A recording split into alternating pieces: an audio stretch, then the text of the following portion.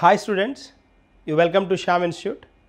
So today we will discuss current affairs. So ఇక్కడ మనం ఇవాల్టి కరెంట్ అఫైర్స్ కనుక చూస్తే ఒకసారి ఇవి హెడ్లైన్స్, వీటితో పాటు ఇంకొన్ని అదనపు అంశాలు డిస్కస్ చేద్దాం. AI action summit.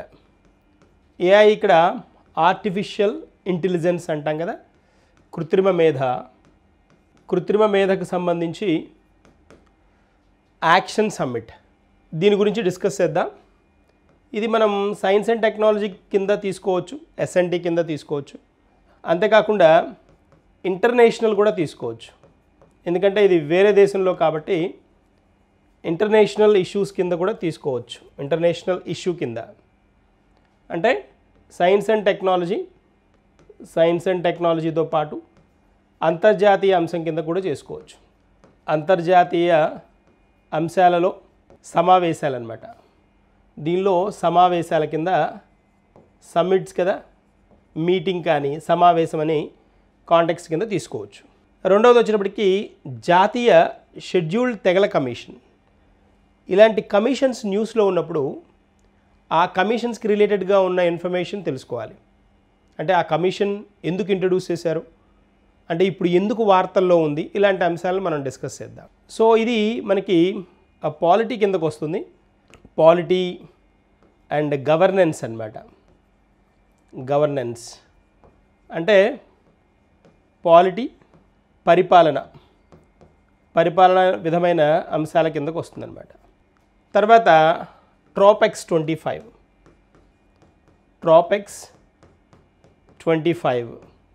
ఇది ట్రోపెక్స్ 25 సైన్స్ అండ్ టెక్నాలజీ కిందకు తీసుకోవచ్చు ఒక విధంగా. దీన్ని ట్రోపెక్స్ని ఇంకొక కాంటెక్స్లో జాతీయ అంశంగా కింద కూడా తీసుకోవచ్చు. నేషనల్ ఇష్యూ, జాతీయ అంశం కింద కూడా తీసుకోవచ్చు.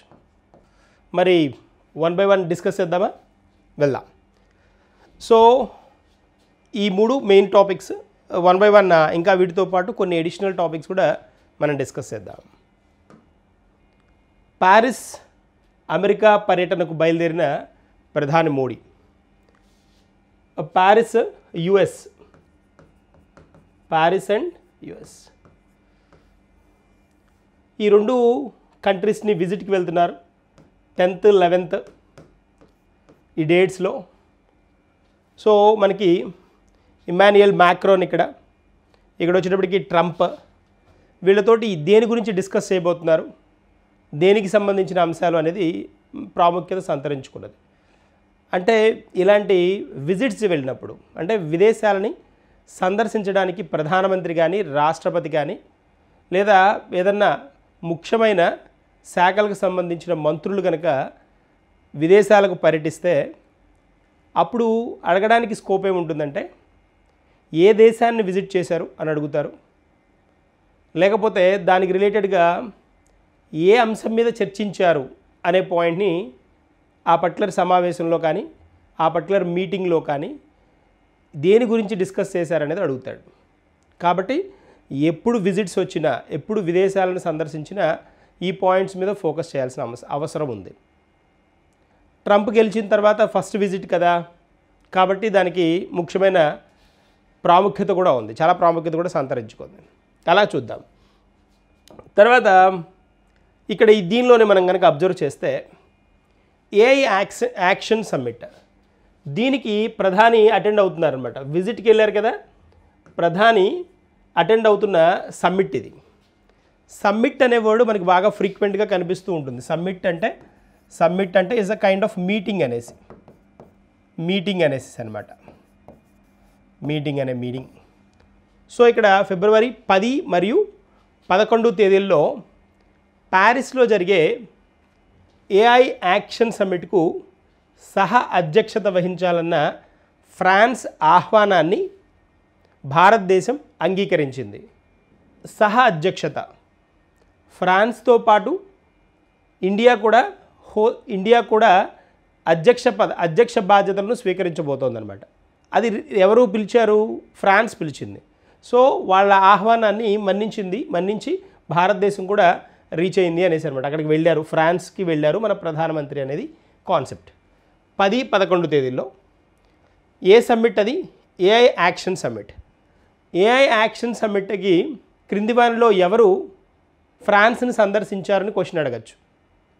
లేకపోతే ఏఐ సమ్మిట్, ఏ యాక్షన్ సమ్మిట్ ఎక్కడ జరిగింది, దానిలో భారతదేశం సహ అధ్యక్షుడిగా వ్యవహరించింది అని కూడా క్వశ్చన్ అడుగుతాడు. అంటే సింపుల్ బేసిక్ లెవెల్ నుంచి క్వశ్చన్ అడగడానికి స్కోప్. అంటే ఇప్పుడు మనం ఈ అంశం గురించి మాట్లాడుతున్నాం కాబట్టి ఇక్కడ క్వశ్చన్ ఫ్రేమ్ చేసుకోవడం లేకపోతే క్వశ్చన్ని ఆన్సర్ని ఐడెంటిఫై చేయడం ఈజీగానే ఉంటుంది. కానీ ఒక 5 నెలల్లో 6 నెలల్లో ముందుకు వెళ్ళిన తర్వాత ఈ క్వశ్చన్ అడిగితే ఖచ్చితంగా డౌట్ వచ్చే స్కోప్ ఉంటుంది. అదే కరెంట్ అఫైర్స్. కాబట్టి ఏంటి అని అంటే కరెంట్ అఫైర్స్ని ఎప్పటికప్పుడు డబుల్ టైమ్, ట్రిపుల్ టైమ్స్ వాటిని వల్లవేస్తూ ఉండాలన్నమాట. అంటే బాగా ప్రాక్టీస్ చేస్తూ ఉండాలి, చదివిందే మళ్ళీ చదువుతూ ఉండాలి. అప్పుడు ఏమవుతాయంటే రిజిస్టర్ అవుతాయి, స్టాండర్డ్గా కొన్ని రోజులు ఉంటాయి. కాబట్టి పాయింట్ అది మనకి ఇక్కడ ఈ పాయింట్ ఎంత ఇంపార్టెంటో, ఈ ఫస్ట్ పాయింట్ ఎంత ఇంపార్టెంటో సెకండ్ పాయింట్ కూడా అంతే ఇంపార్టెంట్ మనకి. ఏంటో చూడండి. 2025 ఏఐ యాక్షన్ సమ్మిట్ ఎక్కడ జరిగింది అని అడుగుతాడు. ఆన్సర్ మనకి ఫ్రాన్స్ ఉండాలి. ఓకే. 2024లో ఎక్కడ జరిగింది తెలియాలి కదా. 2024లో దక్షిణ కొరియాలో జరిగింది, సౌత్ కొరియాలో జరిగింది. 2023లో యూకేలో జరిగింది. ఇవి వరుసగా సమ్మిట్లు అనమాట. 2025 ఫ్రాన్స్, 2024 దక్షిణ కొరియా, 2023 యూకే, యునైటెడ్ కింగ్డమ్లో జరిగింది. సో ఇవి మనకి తెలుసుకోవాల్సిన పాయింట్స్. దీనిలో దేని గురించి డిస్కస్ చేశారు అనేది చూడాలి ఇప్పుడు మనం. అదే కదా ఇంపార్టెంట్ వన్. దీనిలో దేని గురించి డిస్కస్ చేశారు? ఇప్పుడు నేను ఇక్కడ ఒక పాయింట్ డిస్కస్ చేశాను, దీనిలో ఒక పాయింట్ డిస్కస్ చేశాను. దీనిలో 2023-24 ఏఐ భద్రత పైన దృష్టి సారించిన సమావేశాలు ఇవి. ఏఐ భద్రత పైన, ఆర్టిఫిషియల్ ఇంటెలిజెన్స్ సెక్యూరిటీ మీద ఫోకస్ చేశారు. సెక్యూరిటీ, భద్రత మీద ఫోకస్ చేశారు. దేనిలో ఏ సమ్మిట్స్లో? 23-24 సమ్మిట్స్లో భద్రత మీద, ఏఐ భద్రత మీద. అంటే జాగ్రత్తగా కనుక దీన్ని యూటిలైజ్ చేసుకోకపోతే, ఆర్టిఫిషియల్ ఇంటెలిజెన్స్ని కనుక సరైన పద్ధతిలో కనుక వాడకపోతే వచ్చే నష్టాలేంటి, తర్వాత దీన్ని ఎలా భద్రంగా అంటే జాగ్రత్త చేసుకోవాలి, అంటే మిస్యూజ్ కాకుండా వీటిని జాగ్రత్తగా దీన్ని ఈ ఆర్టిఫిషియల్ ఇంటెలిజెన్స్ని ఎలా ఉపయోగించుకోవాలి అనే దాని మీద డిస్కషన్స్ జరిగాయి. ఈ శిఖరాగ్ర సమావేశం ఈ రకమైన 3వది అవుతుంది. అంటే ఇలా ఏఐ భద్రత గురించి డిస్కషన్స్ ప్రీవియస్ వాటిల్లో జరిగాయి, అంటే ముందు జరిగిన సమావేశాల్లో జరిగాయి. ఆ విధంగా కనుక చెక్ చేసుకుంటే ఇది ఎన్నోది అంటే, ఇది ఎన్నో సమ్మిట్ అంటే 3వ సమ్మిట్. ఇది 3వ సమ్మిట్. 23ది 1వది, 24 2వది, 2025లో జరగబోయేది 2025లోది, అంటే ఇవాళ స్టార్ట్ అయింది 3వది అనమాట, 3rd సమ్మిట్ అనమాట. అది పాయింట్ ఇక్కడ మనకి. నెక్స్ట్ కనుక చూస్తే మనం ఇంకొక పాయింట్ కనుక యాడ్ చేసుకుంటే, ఏఐ భద్రతతో పాటు ప్యారిస్లో ఆవిష్కరణ, ప్రజా ప్రయోజన ఆర్టిఫిషియల్ ఇంటెలిజెన్స్, ఏఐ పని యొక్క భవిష్యత్తు మరియు ఏఐ పాలన సమస్యలపైన దృష్టి పెట్టడం ఎజెండాగా ఉంది. అంటే ఈ పర్టికులర్ సమ్మిట్లో, అంటే 3వ సమ్మిట్లో ఎజెండా ఏంటి? ఎజెండా అంటే దాని యొక్క ఉద్దేశం ఏంటి, ఆబ్జెక్టివ్ ఏంటి, ఈ సమావేశం జరగడానికి కారణం ఏంటి, అంటే దేని గురించి డిస్కస్ చేయడానికి ఈ సమావేశం జరిగింది అనేది అన్నమాట. ఇక్కడ ఎజెండా ఏంటి? ఇక్కడ ఏఐ భద్రతతో పాటు, భద్రత ముందు రెండింటిలో మాట్లాడారు, ఇక్కడ కూడా భద్రత ఉంది. దీంతో పాటు దీనికి ఎడిషన్గా ప్రజా ప్రయోజన ఏఐ, ప్రజలకు ఏఐని ఉపయోగపడే విధంగా ఎలా ఉపయోగించవచ్చు అని, దానితో పాటు భవిష్యత్ పని, అంటే ఏఐ ఫ్యూచర్లో ఏం చేయబోతోంది, ఏఐని ఎలా వాడబోతున్నాం ఫ్యూచర్లో అనే ఈ 3 పాయింట్లని ఇక్కడ యాడ్ చేశారు. సింపుల్గా 2023-24లో భద్రత మీద మాత్రమే ఫోకస్ చేశారు. ఇప్పుడు 2025లో భద్రతతో పాటు ప్రజా ప్రయోజన ఆర్టిఫిషియల్ ఇంటెలిజెన్స్, తర్వాత భవిష్యత్తు పని అంటే ఫ్యూచర్లో ఇది ఎలా ఉపయోగపడబోతోంది, దీని అనువర్తనాలు ఏమేమి ఉన్నాయి, ఇలాంటి వాటి మీద మనం ఫోకస్ చేయబోతున్నాం ఫ్యూచర్లో. సో ఇది గుర్తుంచుకోవాల్సిన అంశం. తర్వాత ఏఐ భద్రత పైన భారతదేశం తన ప్రపంచ నిశ్చయాన్ని కొనసాగించడానికి మరియు విస్తృత ఆర్టిఫిషియల్ ఇంటెలిజెన్స్ సమస్యలపైన గ్లోబల్ సౌత్ యొక్క స్వరాన్ని విస్తృతం చేయడానికి అవకాశాన్ని అందిస్తోంది అంటున్నాడు.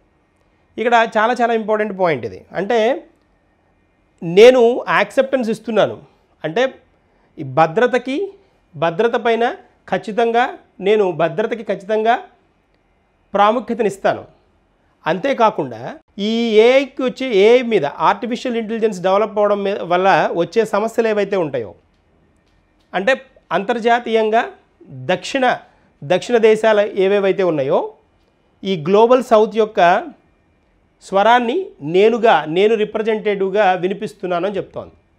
అంటే ఈ గ్లోబల్ సౌత్ అంతటి తరపున నేను ఏఐ గురించి విస్తృతమైన దాని సమస్యలపైన నేను మాట్లాడడానికి ముందుకు వస్తున్నాను అని చెప్తోంది ఇక్కడ భారతదేశం అన్నమాట. అంటే తనే లీడర్గా వ్యవహరించి అంతర్జాతీయ దక్షిణ దేశాలు ఉన్నాయి కదా, అంతర్జాతీయంగా దక్షిణ ప్రాంతాల్లో అంటే దక్షిణంగా సౌత్లో ఉన్న దేశాల రిప్రజెంటేటివ్గా భారతదేశం మాట్లాడుతోంది, వాటి తరఫున మాట్లాడుతోంది అనేది పాయింట్. భద్రతకి నేను యాక్సెప్టెన్స్ ఇస్తున్నాను, దాంతోపాటు ఎడిషనల్గా ఏంటి అంతర్జాతీయంగా ఉన్న ఈ దక్షిణ దేశాలు ఏవేవైతే ఉన్నాయో వాటి తరపున నేను రిప్రజెంటేటివ్గా విస్తృతమైన సమస్యలు ఏవైతే ఉన్నాయో ఏఐ పైన ప్రాబ్లమ్స్ ఏవైతే ఉన్నాయో వాటి గురించి నేను నా గళాన్ని ఇప్పుతాను, నా గొంతు ఇప్పుతాను అని చెప్తోంది ఎవరు? భారతదేశం. అది ఈ పాయింట్. తర్వాత మనం చూస్తే ఇక్కడ చూడండి, ఇప్పుడు మనకి ఏఐ సమ్మిట్ గురించి మనం మాట్లాడాం, ఆ పాయింట్స్కి రిలేటెడ్ అన్నీ డిస్కస్ చేసేసాం. ఇప్పుడు ఇంకొక కాన్సెప్ట్ డిస్కస్ చేద్దాం, రెండవ పాయింట్కి వద్దాం. ఇంకొక కాన్సెప్ట్, ఇది పాయింట్ కాదు కాన్సెప్ట్ అన్నమాట. జాతీయ షెడ్యూల్డ్ తెగల కమిషన్, జాతీయ షెడ్యూల్డ్ తెగల commission, national commission for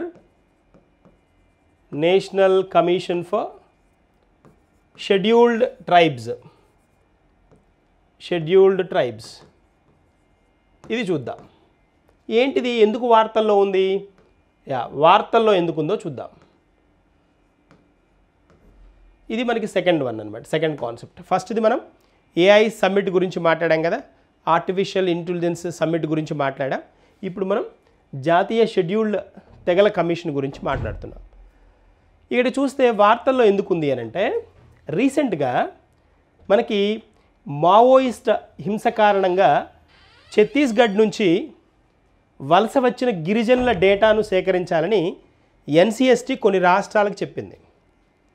Chhattisgarh అనేది అక్కడ బాగా ఏంటి అని అంటే బాగా మావోయిస్టుల హింస ఎప్పటి నుంచో జరుగుతూ ఉందన్నమాట మనకి.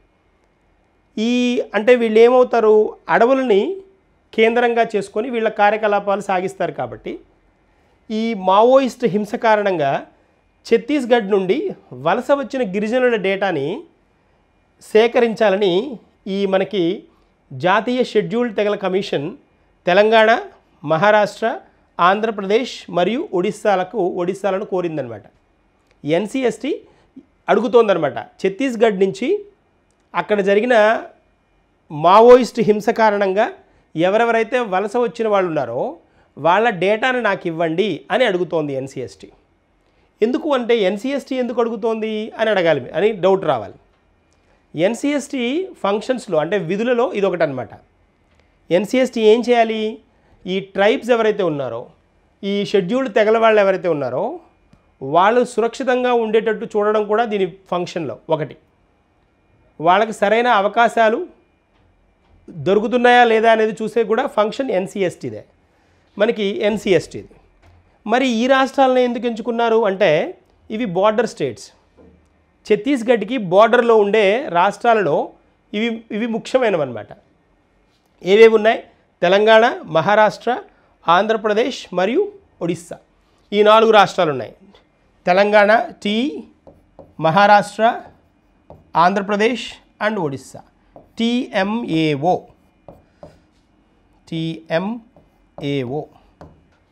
ఓకేనా? ఈ 4 రాష్ట్రాలు ఉన్నాయని గుర్తుంచుకోవాలి, ఒడిస్సా ఉన్నాయనేసి. ఇప్పుడు మరి ఇది బాగానే ఉంది, వార్తల్లో ఎందుకు ఉందో తెలిసింది మనకి. ఇప్పుడు మనకి క్వశ్చన్ ఎలా ఫ్రేమ్ చేస్తాడు? ఏ రాష్ట్రాలను కోరింది అని అడుగుతాడు. ఒకవేళ అడగచ్చు. ఎందుకంటే ఇక్కడ మనకి ఛత్తీస్గఢ్ ఇది కదా, ఇది ఛత్తీస్గఢ్ అయితే దీనికి బార్డర్లో ఉంది, ఒడిస్సా ఉంది, ఆంధ్రప్రదేశ్ కొంచెం టచ్ అవుతోంది, తెలంగాణ టచ్ అవుతుంది, మహారాష్ట్ర టచ్ అవుతుంది, మధ్యప్రదేశ్ టచ్ అవుతుంది, ఉత్తరప్రదేశ్ టచ్ అవుతుంది, ఈ స్టేట్ జార్ఖండ్ కూడా టచ్ అవుతుంది. వీటినే ఈ రాష్ట్రాలనే ఎందుకు అడిగారంటే అక్కడ ఉన్న రాష్ట్రాల కంటే కొంచెం బెటర్గా ఉన్న రాష్ట్రాలు ఇవి, అంటే ఆర్థిక వృద్ధి ఉన్న రాష్ట్రాలు. ఎప్పుడైనా మనం వలస వెళ్ళేటప్పుడు మన రాష్ట్రం కంటే బాగున్న రాష్ట్రానికి వెళ్ళడానికి ఎవరైనా రాష్ట్రమైనా, దేశమైనా, గ్రామమైనా, రూరల్ ఏరియాల నుంచి వెళ్తూ ఉంటారు. చూడండి, మనకి అబ్దుల్ కలాంస్ ఒక ఫేమస్ స్కీమ్ కూడా ఉంది, పురా అంటారు కదా, PURA, providing urban amenities in rural areas అంటాం. Providing urban amenities in rural areas అని ఒక స్కీమ్ ఉంది. రూరల్ ఏరియాస్ పురా అంటారు, PURA అనమాట, PURA. ఈ పురా ఏంటి అని అంటే providing urban amenities in rural areas. Rural ఏరియాల్లోనే కనుక, గ్రామ ప్రాంతాలలోనే కనుక పట్టణాలలో ఉండే సదుపాయాలను కనుక కలిగిస్తే పట్టణాలకు, గ్రామాల నుండి వలస వెళ్ళే వాళ్ళ సంఖ్య తగ్గుతుంది అనేది ఈ కాన్సెప్ట్ చెప్తుంది. దాన్నే పురా అంటాం, PURA ప్రోగ్రామ్ అంటాం. Providing urban amenities in rural areas. గ్రామాలలోనే పట్టణాలలో ఉన్న సదుపాయాలని కలిగించడం అన్నమాట. That is a point. So ఇది అబ్దుల్ కలాంస్ డ్రీమ్ స్కీమ్ అనమాట. చాలా ఫోకస్ చేసిన స్కీమ్ అది. ఓకేనా? ఇది వింటారు మీరు, పురా అనేది వింటారు. సో అట్లాగా ఇక్కడ ఈ రాష్ట్రాలకి వలస వచ్చిన వాళ్ళ డేటా ఇవ్వమని NCST అడిగిందనమాట. ఇప్పుడు NCST అడిగింది కదా, అడిగినప్పుడు ఏం చేయాలి? మనం NCST గురించి కూడా కొంత తెలుసుకోవాలి కదా. వార్తల్లో NCST కూడా ఉంది కాబట్టి మనం NCST గురించి కూడా కొన్ని పాయింట్స్ చూడాలి. National commission for scheduled tribes అనేది మనకి రాజ్యాంగంలోని 338 అధికరణ అన్న ఆర్టికల్ అన్న ఒకటే కదా, 338A దీని కింద స్థాపించబడింది, ఆర్ ఇంట్రడ్యూస్ చేయబడింది అనమాట. 338A 89వ సవరణ చట్టం 2003 ద్వారా చేర్చబడింది. అంటే కాన్స్టిట్యూషనల్ అమెండ్మెంట్ యాక్ట్ 89 2003లో జరిగిన 89వ రాజ్యాంగ సవరణ ద్వారా దీన్ని ఇంట్రడ్యూస్ చేయడం జరిగింది విత్ ఆర్టికల్ 338A అన్నమాట. 338A సవరణ 89వ సవరణ 2003 అన్నమాట. ఇది పాయింట్, ఇది స్టాండర్డ్ వన్. ఇక్కడ మనకి ఇది కంప్లీట్గా పాలిటీ అని చెప్పడానికి ఇది అంశం అన్నమాట. పాలిటీకి సంబంధించిన అంశం ఇది. ఇప్పుడు క్వశ్చన్ ఏమి అడగచ్చు? రాజ్యాంగంలో 338A అనే ఆర్టికల్ దేనికి సంబంధించింది అని అడగచ్చు, లేదా 338A దేనికి సంబంధించింది అనేది ఒక స్టైల్, లేదా NCSTకి సంబంధించిన ఆర్టికల్ ఏది, సవరణ ఏది అని అడుగుతాడు. సో అదొకటి క్లియర్. తర్వాత దీని విధానం ఎలా ఉంటుంది? చైర్పర్సన్, వైస్ చైర్పర్సన్ ఉంటారు, తర్వాత సభ్యులు ఉంటారు. దీనిలో చైర్మన్, వైస్ చైర్మన్, సభ్యులు ఉంటారు. వీళ్ళందరి పదవీ కాలం 3 సంవత్సరాలే ఉంటుంది. ఇదే కాదు, వీళ్ళందరి పదవీ కాలం 3 సంవత్సరాలు ఉంటుంది. ఈ మనకి NCSTనే కాదు, షెడ్యూల్డ్ ట్రైబ్సే కాదు, షెడ్యూల్డ్ క్యాస్ట్ అయినా, BC కమిషన్ అయినా, విమెన్ కమిషన్ అయినా, విమెన్ అంటే మహిళా కమిషన్ అయినా, లేదా చిల్డ్రన్ అండ్ విమెన్ అంటాం కదా, ఏ కమిషన్ అయినా తీసుకోండి, షెడ్యూల్డ్ ట్రైబ్స్ అయినా, షెడ్యూల్డ్ క్యాస్ట్ అయినా, తర్వాత బీసీ కమిషన్ అయినా, విమెన్ కమిషన్ అయినా, ఏ కమిషన్ అయినా సరే వీటిల్లో ఉన్న మెంబర్స్కి, చైర్మన్లకు కానీ పదవీ కాలం ఎంత అంటే 3 సంవత్సరాలే ఉంటుంది, 3 ఇయర్సే ఉంటుంది. ఇదొక question. Scheduled tribes, caste, BC commission, women commission, తర్వాత మైనారిటీలు కూడా ఉంటుంది కదా, మైనారిటీ కమిషన్, ఈ కమిషన్స్ అన్నింటిలో హెడ్లకి 3 సంవత్సరాలే, అందరికీ 3 సంవత్సరాలే ఉంటుంది, 3 ఇయర్సే ఉంటుంది. సో చైర్పర్సన్, వైస్ చైర్పర్సన్ మరియు సభ్యులు ప్రతి ఒక్కరికి 3 సంవత్సరాల పదవీ కాలం ఉంటుంది. ఒక్క ఎస్టీ కమిషనే కాదు, ఎస్సీ కమిషన్ అయినా, బీసీ కమిషన్ అయినా, విమెన్ కమిషన్ అయినా, మైనారిటీ కమిషన్ అయినా కూడా ఇదే కండిషన్. సో అది గుర్తుంటుంది. చైర్పర్సన్ హోదా కేంద్ర క్యాబినెట్ మంత్రి, వైస్ చైర్మన్ రాష్ట్ర మంత్రి మరియు కేంద్ర కార్యదర్శి యొక్క ఇతర సభ్యుల హోదాలు కలిగి ఉంటారు. అంటే ఇక్కడ చైర్పర్సన్ ఉన్నారు కదా, వీళ్ళకి కేంద్ర క్యాబినెట్ మంత్రి హోదా ఉంటుంది. ఈ వైస్ చైర్మన్కి వచ్చేటప్పటికి ఈ రాష్ట్ర మంత్రి మరియు కేంద్ర కార్యదర్శి అంటే సెంట్రల్ సెక్రటరీ రేంజ్ పొజిషన్ ఉంటుందన్నమాట. సో ఈ యొక్క ఇతర సభ్యుల హోదాలను కలిగి ఉంటారంటున్నాడు. సో ఇక్కడ దీనిలో ఈ చైర్మన్ హోదా ఎవరికి ఈక్వల్ అనేది ఇంపార్టెంట్. చైర్మన్ హోదా కేంద్ర క్యాబినెట్ మంత్రి హోదాకి సమమైంది అనమాట. అది పాయింట్ తెలుసుకోవాలి మనం. తర్వాత చూస్తే ఇక్కడ చూడండి ఒకసారి, ఈ ముఖ్యమైన విధులు కనుక చూస్తే అంటే ఏం చేస్తుంది ఈ కమిషన్ అని కనుక మనం చూస్తే, అబ్జర్వ్ చేస్తే, షెడ్యూల్డ్ తెగల రక్షణ చర్యలను పర్యవేక్షిస్తుంది.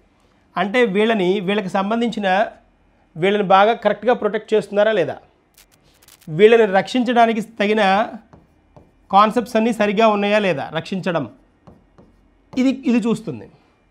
మనకి ఏ స్టేట్లో ఈ ట్రైబ్స్ని, ఈ తెగల షెడ్యూల్డ్ తెగల వాళ్ళకి ఇబ్బంది కలిగిన, వాళ్ళ హక్కులు అపహరించబడ్డ, వాళ్ళ హక్కులు వాళ్ళు కోల్పోయిన ఎన్సీఎస్టీ పిక్చర్లోకి రావచ్చు, ఎన్సీఎస్టీ ప్రత్యక్షం అవ్వచ్చు. ఎస్టీ హక్కుల హరించడంపై ఫిర్యాదులను దర్యాప్తు చేయడం, ఫిర్యాదులు ఎవరైనా కంప్లైంట్స్ ఇచ్చారంటే వాటిని చెక్ చేయడం కూడా చేస్తుంది, దాని ఫంక్షనే ఎన్సీఎస్టీ ఫంక్షనే. తర్వాత షెడ్యూల్డ్ ట్రైబ్స్ యొక్క సామాజిక ఆర్థిక అభివృద్ధి ప్రణాళికలపై సలహా ఇవ్వడం. అంటే వీళ్ళకి ఎంత డబ్బులు కేటాయిస్తున్నారు బడ్జెట్లో, వీళ్ళకి ఏమన్నా పథకాలను ఇంట్రడ్యూస్ చేస్తుందా గవర్నమెంట్, ప్రభుత్వం, ఇలాంటివన్నీ చెక్ చేసుకోవచ్చు ఎవరు, ఎన్సీఎస్టీ. అధికారాలు కనుక చూస్తే సివిల్ కోర్టుగా పనిచేస్తుంది. దాదాపుగా సివిల్ కోర్టులు ఉంటాయి కదా, పౌర కోర్టులు అని ఉంటాయి, సివిల్ కోర్ట్స్ అని ఉంటాయి. వాటికి ఏవేవైతే విధులు ఉన్నాయో, ఏవేవైతే ఫంక్షన్స్ ఉన్నాయో వాటికి ఈక్వల్గా పనిచేస్తుంది అనేది పాయింట్.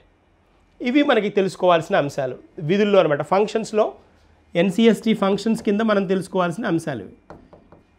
షెడ్యూల్ తెగల రక్షణ చర్యలను పర్యవేక్షించడం, ఎస్టీ హక్కులను హరించకుండా, ఎవరు వాడికి దోపిడీ చేయకుండా, హరించకుండా ఫిర్యాదులను దర్యాప్తు చేయడం, సామాజిక ఆర్థిక అభివృద్ధి ప్రణాళికలపైన సలహా ఇవ్వడం, తర్వాత సివిల్ కోర్టుగా పనిచేయడం, ఇవి విధులు అనమాట. దీనికి చైర్మన్ ఉంటారని చెప్పుకున్నాం కదా. ప్రజెంట్ చైర్మన్ వచ్చినప్పటికీ అంతర్సింహ్ ఆర్య అనమాట. అంతర్సింహ్ ఆర్య ఈయన ప్రజెంట్ చైర్మన్ అనమాట, NCST chairman. National commission for scheduled tribes యొక్క ప్రతి కమిషన్కి చైర్మన్ ఉంటారు, వైస్ చైర్మన్ ఉంటారు, సభ్యులు ఉంటారు. పదవీ కాలం 3 సంవత్సరాలని చెప్పుకున్నాం కదా. So అంతర్సింగ్ Arya ఈయనమాట, he's a person అనమాట. సో ఇది మనకి ఎన్సీఎస్టీకి సంబంధించిన అంశం. ఒక క్వశ్చన్ చూద్దాం.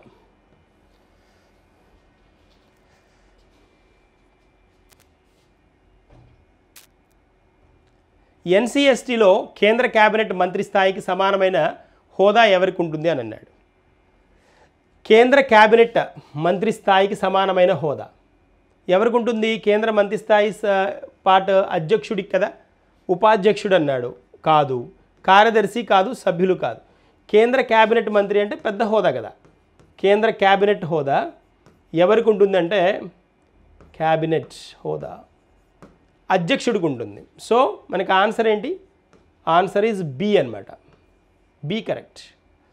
తర్వాత భారత రాజ్యాంగంలోని ఏ విభాగం కింద జాతీయ షెడ్యూల్ తెగల కమిషన్ స్థాపించబడింది అంటున్నాడు. ఇది మనం చెప్పుకున్నాం కదా, 338A 338A అనమాట. 338A ఆర్టికల్ 342 ఇచ్చాడు, 338 ఇచ్చాడు, 338A ఇచ్చాడు, 330 ఇచ్చాడు. సో మనం ఇది ఆల్రెడీ డిస్కస్ చేసాం. 338A అనమాట. సో ఆన్సర్ ఏమవ్వాలి మనది? Answer C is correct. ఇప్పుడు మనం దీనికి రిలేటెడ్గా దీని తర్వాత ఇంకొక కాన్సెప్ట్ డిస్కస్ చేద్దాం. IIT Guwahati entrepreneurship pre consultation event అనమాట. IIT Guwahati entrepreneurship pre consultation అంటే ముందుగా అనమాట. Pre consultation event. ఈ ఐఐటి గౌహతి ఏ ఐఐటీలు న్యూస్లో ఉన్న క్వశ్చన్ అడుగుతాడు. మనకి డిఎస్సి రేంజ్లో క్వశ్చన్ వస్తుంది. ఇక్కడ డిఎస్సి స్టాండర్డ్ అడుగుతాడు. అదే కాకుండా ఎస్ఐ కానిస్టేబుల్ అయినా, ఎస్ఎస్సి జీడీలో అయినా ఖచ్చితంగా క్వశ్చన్ అడగడానికి ఈ ఐఐటీలకి ఛాన్స్ ఉంటుంది. ఐఐటీ ఏవైతే న్యూస్లో ఉంటాయో వాటిని అడుగుతాడు, టచ్ చేస్తాడు. మనం ఈ ఐఐటి గౌహతి స్పెషాలిటీ కూడా చూద్దాం ఒకసారి. అంటే న్యూస్లో ఎక్కడెక్కడ ఉంది అనేది కూడా డిస్కస్ చేద్దాం. సో ఇక్కడ ఇది గౌహతి ఎంటర్ప్రెన్యూర్షిప్ అనమాట. ఎంటర్ప్రెన్యూర్షిప్ ప్రీ కన్సల్టేషన్ ఈవెంట్ అనమాట. ఇది ఈశాన్య భారతదేశంలో ఆవిష్కరణను ప్రోత్సహించడానికి IIT Guwahati entrepreneurship pre consultation ఈవెంట్ని నిర్వహిస్తోందన్నమాట. ఈశాన్య భారతదేశంలో నార్త్ ఈస్ట్లో ఈశాన్య భారతదేశం అంటున్నాం. ఈశాన్య భారతదేశంలో దేనికోసం? ఆవిష్కరణను ప్రోత్సహించడానికి. ఆవిష్కరణలు అంటే ఇన్నోవేషన్స్ అనమాట. కొత్త ఆవిష్కరణలు, కొత్త అంశాల మీద ఫోకస్ చేసే ఏరియాస్ అనమాట. ఈ ఆవిష్కరణను ప్రోత్సహించడానికి IIT Guwahati entrepreneurship pre consultation ఈవెంట్ని నిర్వహిస్తోంది. అంటే ఈ ఎంటర్ప్రెన్యూర్గా మారదామని, లేకపోతే వ్యవస్థాపకుడిగా మారదామని, ఒక సంస్థ స్టార్ట్ చేద్దామని ఎవరైనా కనుక భావిస్తూ ఉంటే వాళ్ళకి కావాల్సిన ఇన్పుట్లను అనమాట. అంటే ఎలా చేయాలి, ఎలా చేస్తే మనం ఏ బిజినెస్ చేస్తే మార్కెట్ని రీచ్ అవ్వడానికి ఉంటుంది, వ్యవస్థాపకులుగా ఎలా నిలదొక్కుకోవాలి, ఇలాంటి అంశాల గురించి అవగాహన కలిగించే ప్రోగ్రామ్ అనమాట ఇది. Pre consultation event. వ్యవస్థాపకులుగా మారడానికి ముందుగా, ప్రీ అంటే ఇక్కడ ముందు అని, ప్రీ కన్సల్టేషన్ అనమాట. వాళ్ళని కన్సల్ట్ అయ్యి వాళ్ళు అవగాహన కలిగించే ఐఐటి గౌహతికి సంబంధించిన ఈ పర్సన్స్ ఎవరైతే ఉంటారో వీళ్ళు ఈ ఎంటర్ప్రెన్యూర్షిప్ గురించి ఉన్న అవగాహన కలగజేస్తారనమాట. అది కాన్సెప్ట్. సో ఇక్కడ మనం ఇంకొక పాయింట్ కనుక చూస్తే ఇక్కడ ఈ పర్టికులర్ ప్రోగ్రామ్ థీమ్ ఏంటి అని అంటే సుస్థిర వృద్ధి మరియు జాతీయ అనుసంధానం కోసం ఈశాన్య భారతదేశాన్ని సాధికారపరచడం. ఇది థీమ్ అనమాట. 2025 థీమ్ ఇది. 2025 థీమ్ అనమాట. థీమ్ ఏంటి? Empowering north east India for sustainable growth and national connectivity, youth innovations. ఈ పర్టికులర్ థీమ్ తోటి స్టార్ట్ చేశారు. అంటే ఏవేవైతే కొత్త ఆవిష్కరణలతోటి యువకులు వ్యవస్థాపకులుగా ఈశాన్య రాష్ట్రాల నుంచి రావాలి అనేది వాళ్ళ పాయింట్ అనమాట. అది కాన్సెప్ట్. సో ఇక్కడ నెక్స్ట్ చూద్దాం. దీనిలో అంటే గౌహతి ఇంకెక్కడెక్కడ న్యూస్లో ఉందో చూద్దాం. మనకి ఐఐటి గౌహతి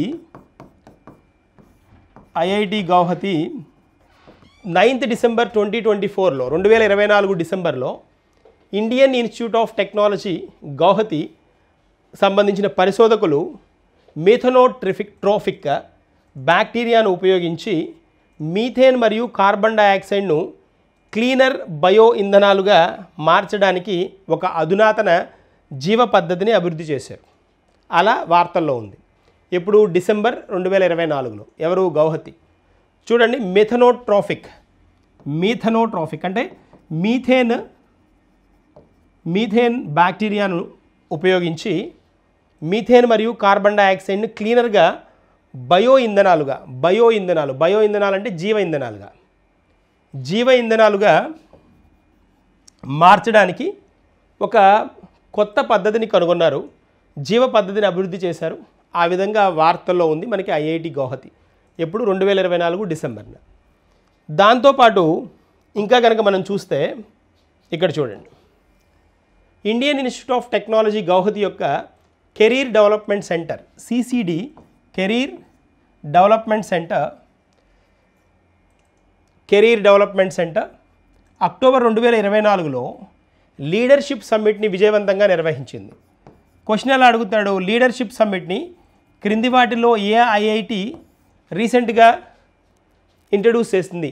ఐఐటికి చెందిన కెరీర్ డెవలప్మెంట్ సెంటర్ ప్రవేశపెట్టింది లేదా విజయవంతంగా నిర్వహించింది అని అడుగుతాడు. అది ఐఐటి గౌహతి. మనం అన్ని ఐఐటి గౌహతి గురించే మాట్లాడుతున్నాం. వార్తల్లో ఉన్నది ఎందుకు అనేది కాన్సెప్ట్ చెప్పుకున్నాం. ఇప్పుడు దానికి రిలేటెడ్గా ఉన్న ఎడిషనల్ పాయింట్స్ చూస్తున్నాం. తర్వాత Indian institute of technology Guwahati, Indian institute of technology Guwahati AIITG December 27, 28, 2024న జరిగిన ఒక ప్రధాన కార్యక్రమమైన ఐఐటిజిఏఐ కాన్ఫ్లుయెన్స్ 2024ను గర్వంగా నిర్వహించింది. క్రింది వారిలో ఏఐఐటి ఆర్టిఫిషియల్ ఇంటెలిజెన్స్ కాన్ఫ్లుయెన్స్ 2024ను డిసెంబర్ 27, 28, 2024లో జరిపింది అని అడుగుతాడు. అది ఐఐటి గౌహతి. ఇలా ఐఐటి గౌహతి చాలా సందర్భాల్లో న్యూస్లో ఉందన్నమాట.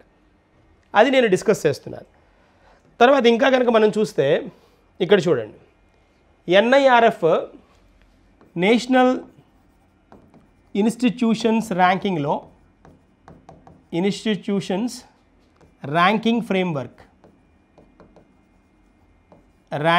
ఫ్రేమ్వర్క్లో ఫ్రేమ్వర్క్ 2024 కనుక చూస్తే దీనిలో ఈ ర్యాంకింగ్స్లో ఎన్ఐఆర్ఎఫ్ ఎవ్రీ ఇయర్ ఇస్తారనమాట, ప్రతి సంవత్సరం ఇస్తారు ఈ ర్యాంక్స్. వీటిల్లో ఐఐటి గౌహతి ఎన్ఐఆర్ఎఫ్ ర్యాంకింగ్స్ 2024 యొక్క ఇంజనీరింగ్ విభాగంలో 7వ స్థానాన్ని, ఐఐటి గౌహతి మొత్తం అన్ని విభాగాలలో 9వ స్థానంలో, అన్ని విభాగాల్లో టోటల్ అన్ని విభాగాల్లో 9వ స్థానంలో, మరియు పరిశోధన విభాగంలో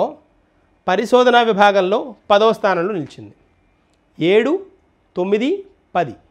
7 ఇంజనీరింగ్, 9 వచ్చేటప్పటికి మొత్తం అన్ని విభాగాల్లో, 10 వచ్చేటప్పటికి పరిశోధనలో, రీసెర్చ్లో. ర్యాంక్ చాలా ఇంపార్టెంట్. ఈ ఎన్ఐఆర్ఎఫ్ చాలాసార్లు అడిగాడు, ఎన్ఐఆర్ఎఫ్ ర్యాంకులు అడిగాడు. గౌహతి గురించి డిస్కస్ చేస్తున్నాం కాబట్టి దానికి రిలేటెడ్ అంశాలన్నీ మాట్లాడాం. 7వ ర్యాంక్ ఇంజనీరింగ్లో, 9వ ర్యాంక్ మొత్తం అన్ని విభాగాల్లో, 10వ ర్యాంక్ వచ్చేటప్పటికి పరిశోధనలో. ఈ 3 గుర్తుంచుకోవాలి, ఇంపార్టెంట్ అనమాట. చూద్దాం నెక్స్ట్ దీని మీద ఒక క్వశ్చన్ చూద్దాం. చూడండి ఇక్కడ క్వశ్చన్స్ అబ్జర్వ్ చేస్తే ఐఐటి గౌహతి 2024 ఎన్ఐఆర్ఎఫ్ ర్యాంకింగ్స్లో ఇంజనీరింగ్ విభాగంలో ఏ స్థానం పొందింది అన్న. మనం ఆల్రెడీ చెప్పుకున్నాం, ఇంజనీరింగ్ విభాగంలో 7వ కదా, 7th కదా, 7th. So answer C correct, answer C. ఇప్పుడే డిస్కస్ చేసాం మనం. క్వశ్చన్ క్లియర్గా చదివి ఆన్సర్ ట్యాగ్ చేస్తూ రావాలి మనం. ఐఐటి గౌహతి 2024 ఎన్ఐఆర్ఎఫ్ ర్యాంకింగ్స్లో 9వ, 10వ స్థానాలు ఏ విభాగాల్లో పొందింది? 9వ స్థానం ఏ విభాగంలో? మొత్తం కేటగిరీ టోటల్లో కదా. 10వ స్థానం దేనిలో పొందింది? పరిశోధనలో. ఇది రీసెర్చ్లో, ఇది టోటల్ ర్యాంకింగ్స్లో. మనకి ఇక్కడ ఎక్కడ ఉందో చూడాలి. ఓవరాల్లో 9వ స్థానం, రీసెర్చ్లో 10వ స్థానం, మేనేజ్మెంట్లో 9వ అన్నాడు, ఇది కరెక్ట్ కాదు కదా. రీసెర్చ్లో 9వ స్థానం కాదు, రీసెర్చ్లో 10వ స్థానం కదా, కాబట్టి ఇది రాంగ్. ఫార్మసీలో 9వ స్థానం అన్నాడు, ఫార్మసీ అసలు మనం డిస్కస్ చేయలేదు, ఇది రాంగ్. సో ఓవరాల్ 9వ స్థానం మొత్తం ఓవరాల్గా 9వ స్థానం. 10వ స్థానం దేంట్లో అంటే పరిశోధనలో. That is a point. So ఇది మనకి ఈ ఐఐటి గౌహతికి సంబంధించిన ఈ అంశం. తర్వాత నెక్స్ట్ ఒకసారి ఈ theatre level operational readiness exercise tropics గురించి చూద్దాం. ట్రాపెక్స్ చూడండి, ఇక్కడ మనకు కనిపిస్తోంది ట్రాపెక్స్. ఇక్కడ theatre level operational readiness exercise. ఇవి విన్యాసాలకు సంబంధించినవి. ఇవి ఏంటి అని అంటే విన్యాసాలు, డిఫెన్స్ ఎక్సర్సైజెస్ కింద చెప్పుకుంటాం మనం. డిఫెన్స్ ఎక్సర్సైజ్ చెప్పుకుంటాం.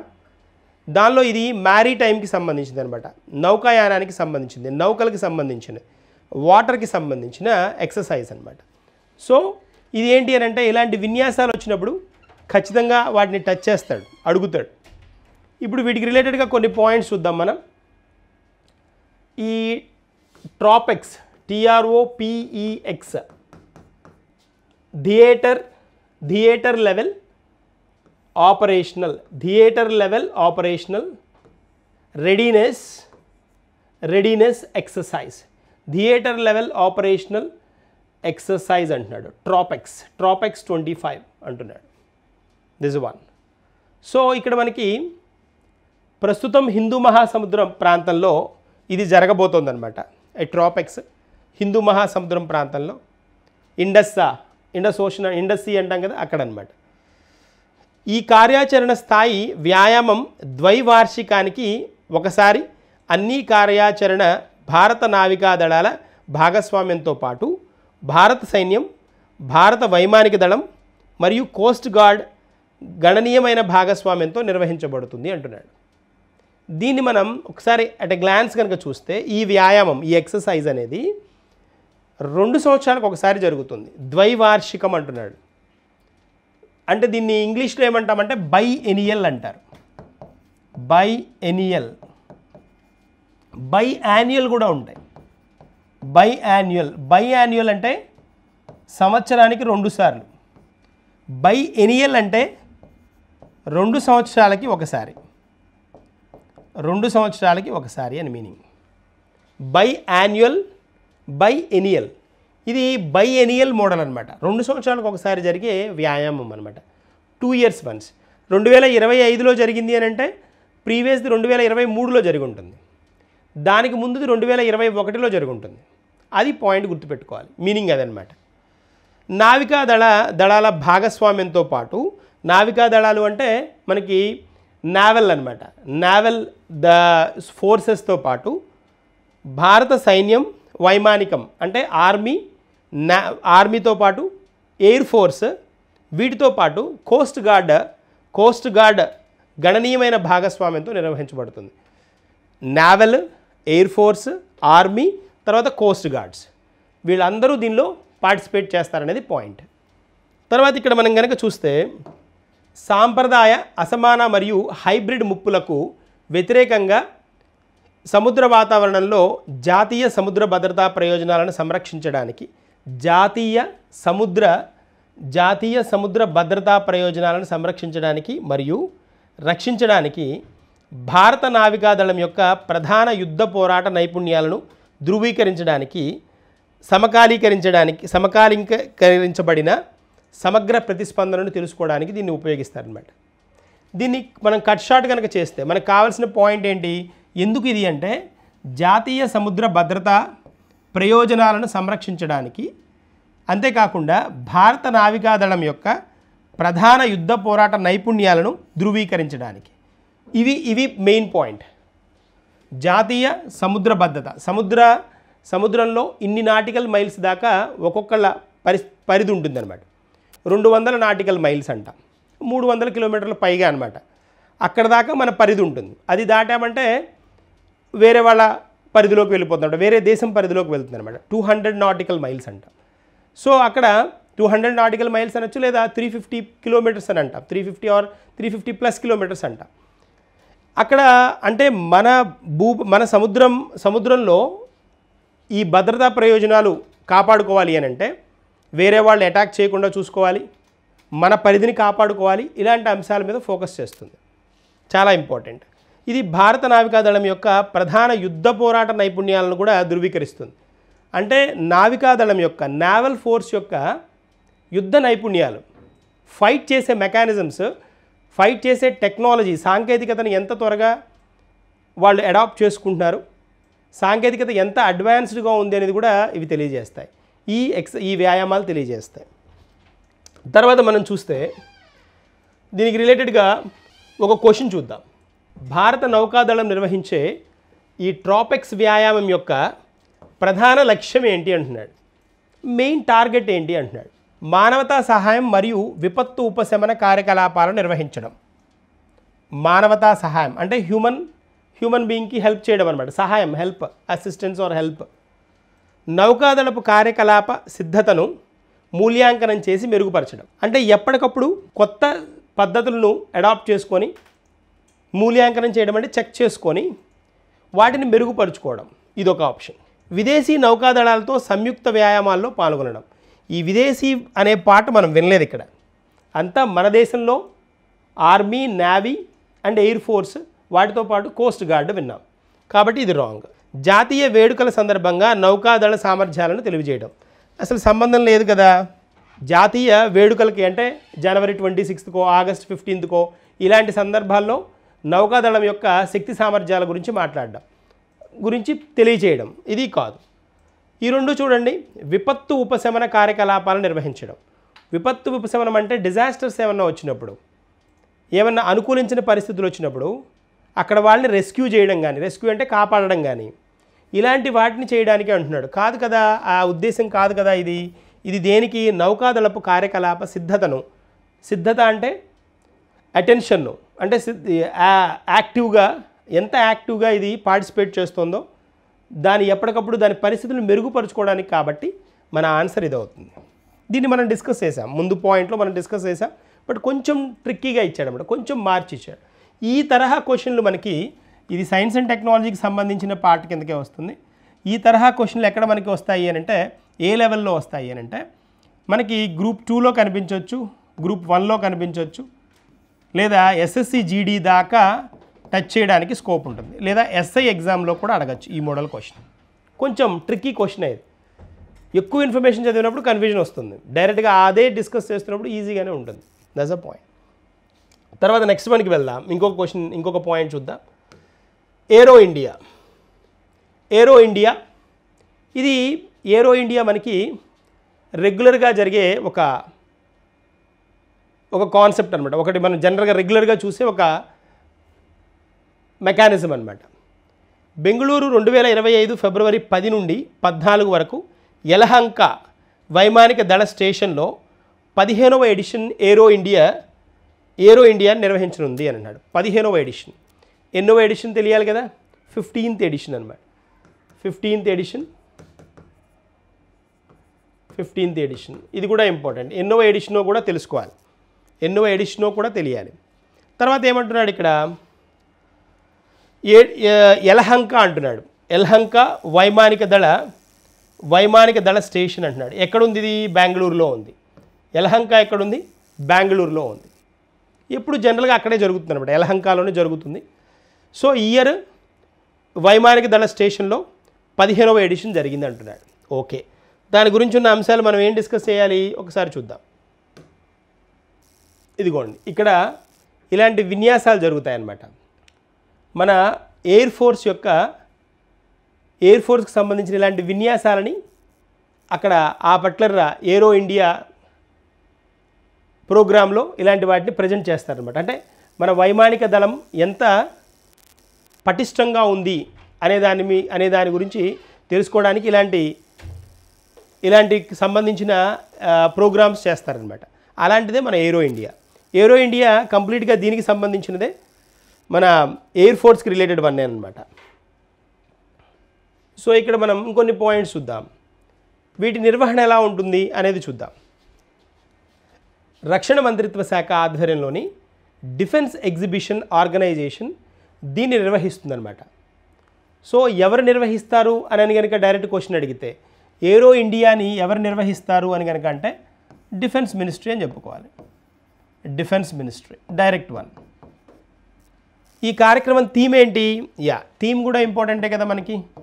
దీని థీమ్ ఏంటి అని అంటే, the runway to a billion opportunities. The runway to a billion opportunities. Theme ఏంటి? The runway to a billion opportunities. The runway to a billion opportunities is the theme అనమాట. Old editions బైఎనియల్గా జరుగుతాయి, 2 సంవత్సరాలకు ఒకసారి జరుగుతాయి, బైఎనియల్గా జరుగుతాయి. దీని వెర్షన్స్లో ఓల్డ్ ఈవెంట్స్ 2 సంవత్సరాలకు ఒకసారి జరుగుతాయి. అంటే లాస్ట్ది ఎక్కడ జరిగి ఉండాలి? 2025లో ఇప్పుడు జరిగితే 2023లో, 2021లో, 2019లో ఇలా జరిగి ఉండాలి. 2 సంవత్సరాలకు ఒకసారి జరుగుతాయి అనమాట. బైఎనియల్ అనమాట. 2 years వన్స్ జరుగుతాయి.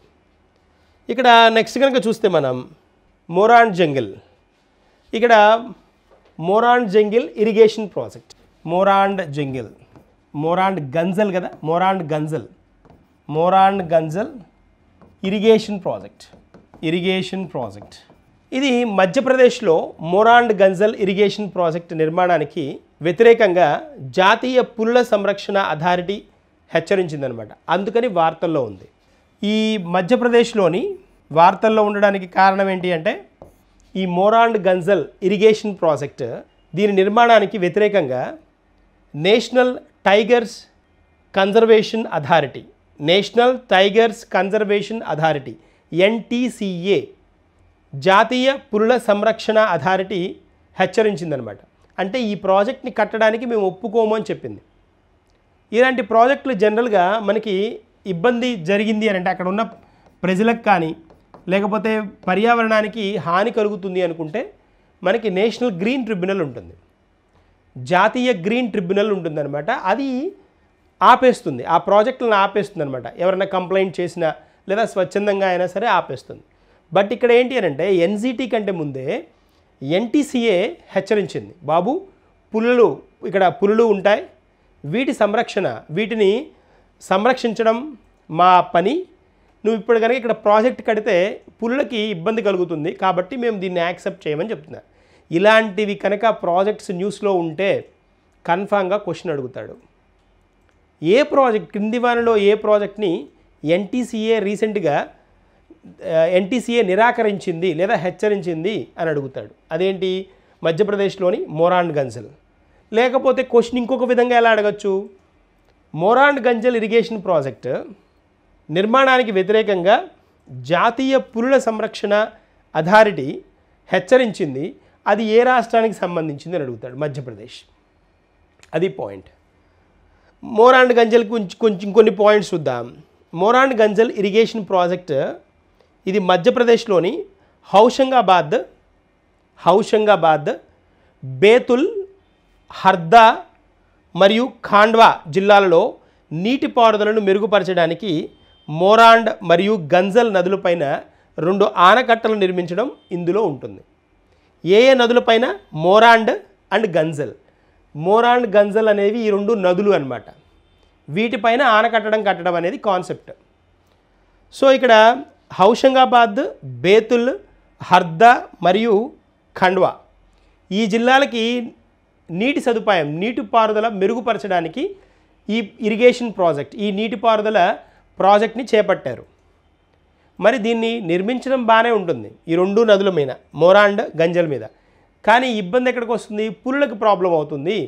ఇక్కడ సంచరించే పులులకి వాటి జీవనానికి ప్రాబ్లం వస్తుంది. తర్వాత వాటి వల్ల అక్కడ ఆ ప్రాజెక్ట్ నుంచి బెనిఫిట్ అయ్యే ఈ రైతులు వాళ్ళు ఉంటారు కదా, వాళ్ళకు కూడా కొంత హాని జరగడానికి ఛాన్స్ ఉంది అనే ఉద్దేశంతో వీళ్ళు ఈ ప్రాజెక్ట్ని నిలిపివేయాలి అని అడగడం జరుగుతుందన్నమాట.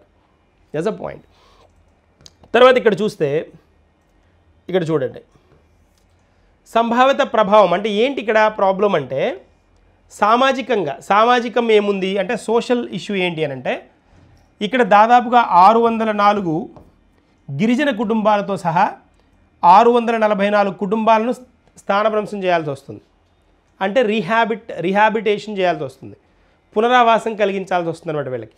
ఇదే ప్రాజెక్ట్ కన్స్ట్రక్ట్ అవుతే 604 గిరిజన కుటుంబాలు, మొత్తం 644, టోటల్గా అందరూ కలిపి 644 కుటుంబాలను ఏం చేయాలంటే వీళ్ళకి పునరావాసం కలిగించాలి, వేరే చోట వాళ్ళు జీవించడానికి అవకాశాన్ని కలిగించాలి. పర్యావరణానికి ఏమి ప్రాబ్లం అంటే పూర్తి రిజర్వాయర్ స్థాయిలో 7 లక్షలకు పైగా చెట్లు ప్రభావితం అవుతాయి. ఈ రిజర్వాయర్ కన్స్ట్రక్షన్ ఈ దారి పొడవున దాదాపుగా 7 లక్షల చెట్లని నరికివేయాల్సి వస్తుంది. మరి డీఫారెస్టేషన్ కదా, పర్యావరణానికి అనుకూలత ఉండదు కదా, కాబట్టి ఇదొక పాయింట్. వన్యప్రాణులు ఇక్కడ వచ్చేటప్పటికి సాత్పురా మరియు మెల్ఘాట్ టైగర్ రిజర్వుల మధ్య కీలకమైన టైగర్ కారిడార్ను నాశనం చేయవచ్చు. ఇక్కడ వీటికి మధ్య ఉన్న టైగర్ రిజర్వ్స్ అనమాట, ఇవి టైగర్ కారిడార్స్ అనమాట. సాత్పురా మరియు మెల్ఘాట్ టైగర్ రిజర్వ్స్, వీటి మధ్య కీలకమైన టైగర్ కారిడార్ను ఇబ్బంది పెట్టచ్చు, నాశనం చేయవచ్చు. చిరుతలు, తోడేళ్ళు, అడవి కుక్కలు, హైనాలు మొదలైన వాటికి ప్రమాదం కలిగించవచ్చు అనేది పాయింట్. ఈ ఈ ఈ ప్రాంతంలో విరివిగా కనిపించేవన్నమాట ఇవి. వీటి జీవనానికి ఇబ్బంది కలుగుతుంది కాబట్టి ఆపేయాలి అనేది పాయింట్ మనకి. ఓకేనా? సో తర్వాత ఇక్కడ దీనికి రిలేటెడ్గా క్వశ్చన్ చూద్దాం. మొరాండ్ అండ్ గన్జల్ నీటిపారుదల ప్రాజెక్ట్ నిర్మాణానికి వ్యతిరేకంగా హెచ్చరిక జారీ చేసిన సంస్థ ఏది అని అంటున్నాడు. దీనిలో నేషనల్ గ్రీన్ ట్రిబ్యునల్ ఉంది, ఎన్జీటీ అన్నాం. ఎన్జీటీ కాదు కదా, మనం చూసాం కదా, ఎన్జీటీ కాదు. పర్యావరణ, అటవీ మరియు వాతావరణ మార్పు మంత్రిత్వ శాఖ, ministry of environment and climate change అనమాట. సో వాతావరణ మార్పు మంత్రిత్వ శాఖ అంటున్నాడు. Ministry of environment, forest, climate change కదా, వాతావరణ మార్పు climate change, ministry of environment, forest and climate change. So national tiger conservation authority NTCA ఇచ్చాడు. సెంట్రల్ వాటర్ కమిషన్ సిడబ్ల్యూసి ఇచ్చాడు. సిడబ్ల్యూసి కూడా కాదు. తర్వాత మినిస్ట్రీ, ఇది కాదు. సో మన ఆన్సర్ ఏంటి? ఆన్సర్ ఈజ్ సి అనమాట. Answer C is correct. So ఇది point. NGT national green tribunal చాలాసార్లు మనకి చాలా క్లియర్గా కనిపించే అంశం ఇది. ఎన్జీటీ చాలా చోట్ల కనిపిస్తుంది.